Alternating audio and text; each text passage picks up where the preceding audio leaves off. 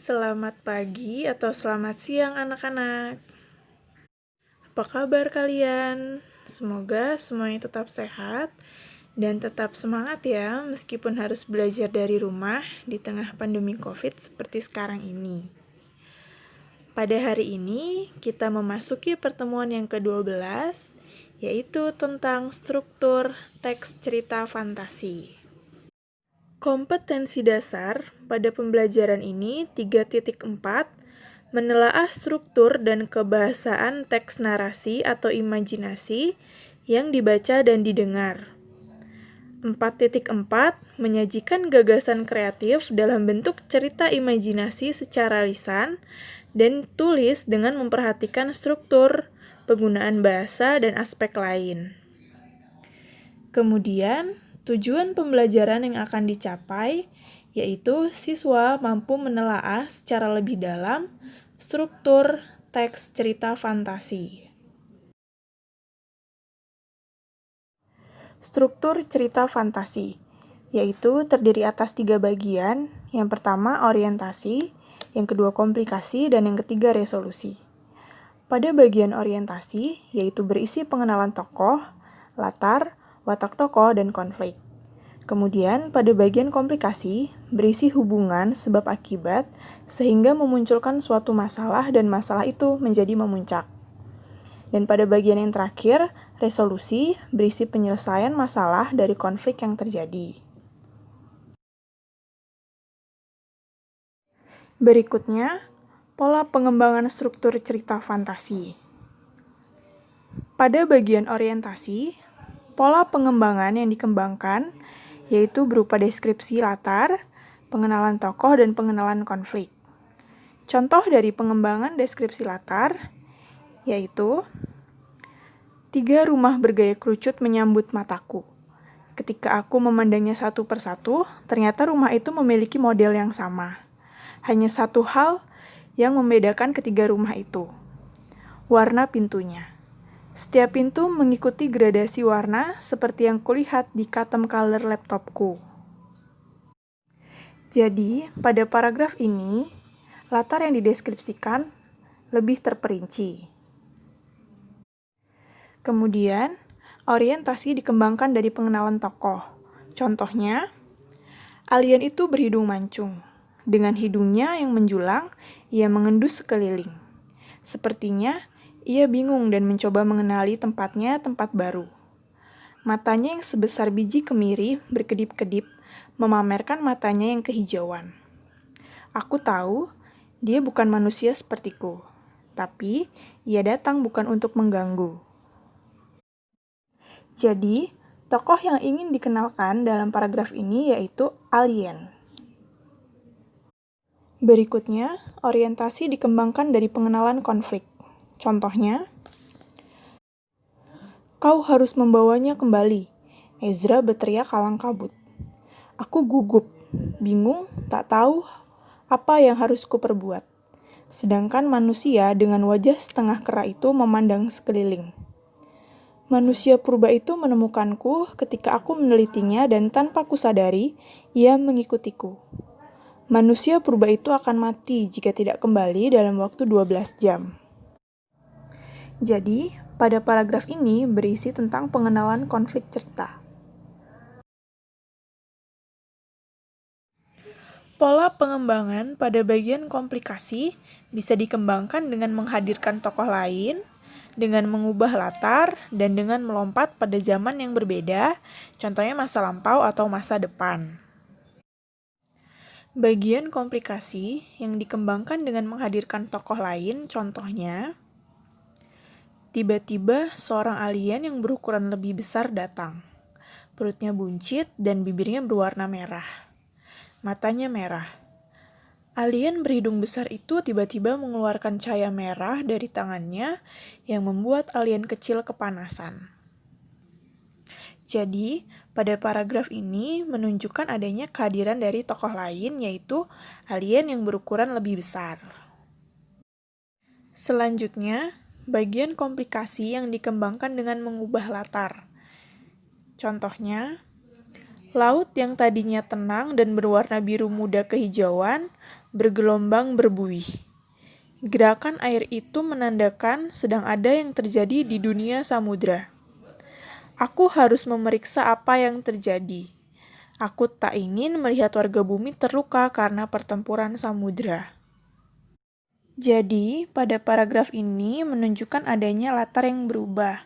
Yang tadinya latarnya berupa laut yang tenang, kemudian laut itu menjadi bergelombang karena terjadi sesuatu pada dasar samudra.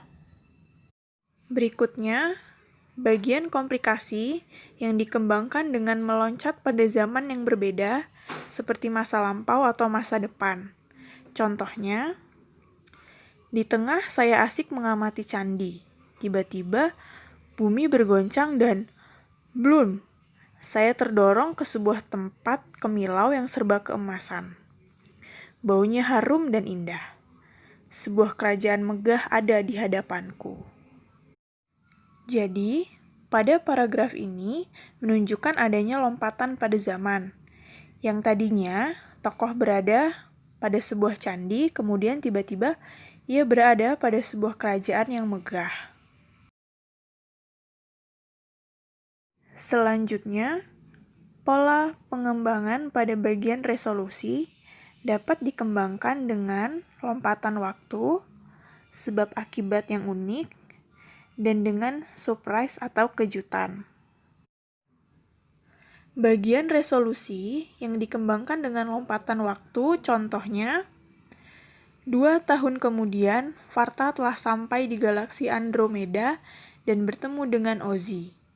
Ia akhirnya menemukan saudaranya di planet yang berbeda.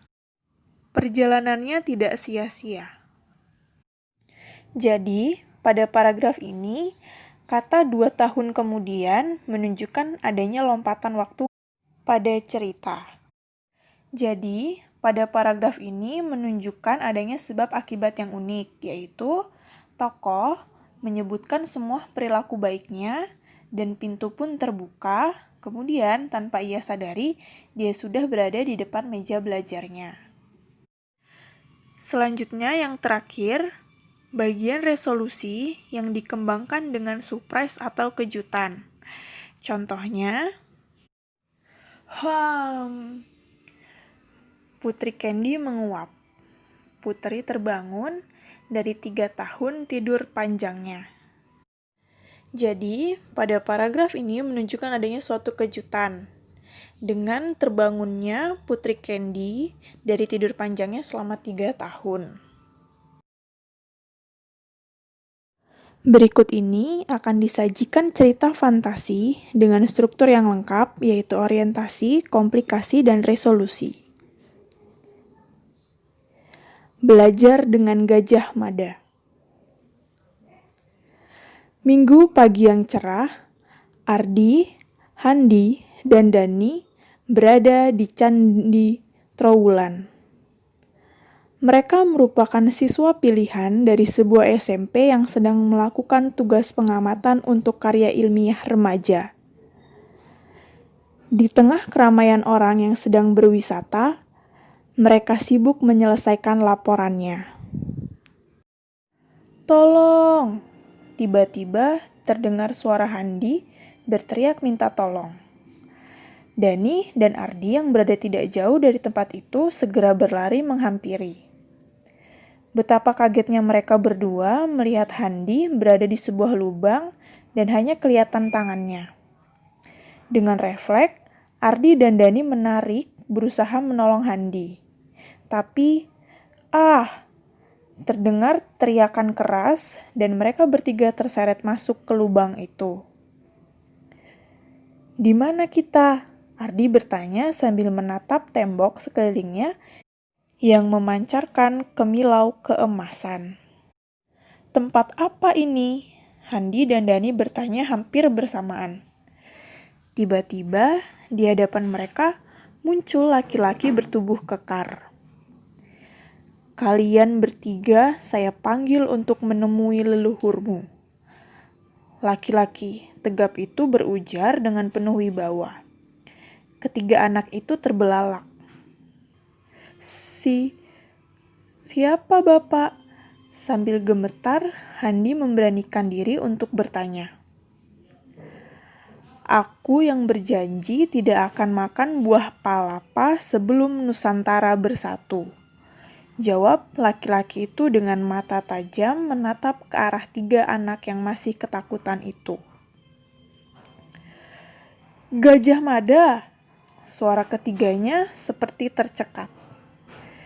Ya, benar, akulah Gajah Mada yang sejak muda berusaha keras berlatih untuk menjadi orang berguna. Suara laki-laki itu terdengar sangat berwibawa. Apa yang sudah kamu lakukan untuk menyiapkan dirimu agar menjadi orang berguna? Mata laki-laki itu lekat menatap Handi. Kemudian, ia beralih memegang bahu Ardi dan Dani. Saya berusaha menjadi juara kelas dengan belajar tiap hari. Ardi menjawab agak terbata-bata. Saya belajar tiap malam sehingga saya selalu ranking 1 di sekolah. Handi menyahut. Saya les semua mata pelajaran sehingga selalu mendapat prestasi matematika tertinggi di kelasku. Dani menimpali jawaban teman-temannya. Belum cukup. Kalian semua harus menambahkan jawaban lagi dengan benar untuk dapat dikembalikan ke tempat semula. Laki-laki itu semakin mendekat. Ketiga anak itu berpikir keras untuk mengungkapkan hal-hal terbaik apa yang telah diperbuat selama ini. Setelah 1 jam berpikir keras, Handi membuka pembicaraan. Saya selalu berusaha untuk tidak terlambat datang ke sekolah dan menyelesaikan tugas tepat waktu. Handi memulai mengajukan ide. Saya berusaha bekerja keras dan tidak mencontek waktu ujian. Kata-kata Ardi meluncur deras. Saya mendengarkan teman yang berbeda pendapat dan meresponnya dengan santun. Dani bertutur dengan lancar. Selesai Dani menyelesaikan kalimatnya, terdengar dentuman keras. Boom! Seakan ada yang mengangkat mereka bertiga, tiba-tiba sudah kembali berada di area Candi Trowulan tempat mereka melakukan pengamatan. Ketiganya mengusap mata. Seakan tidak percaya, mereka saling berangkulan. Benar kata Gajah Mada tadi. Handi berucap lirih. Iya, kita tidak cukup hanya dengan pintar. Ardi berkata hampir tak terdengar. Ya, kita harus memiliki perilaku yang baik. Dani berteriak lantang sambil menyeret kedua temannya menuju area candi yang harus diamati. Mereka bertiga bertekad menyelesaikan tugasnya tepat waktu. Seperti biasanya, mereka bekerja keras untuk menghasilkan sebuah karya. Sekian materi kita hari ini tentang struktur teks cerita fantasi. Terima kasih kepada kalian yang sudah mendengarkan dan menyimak.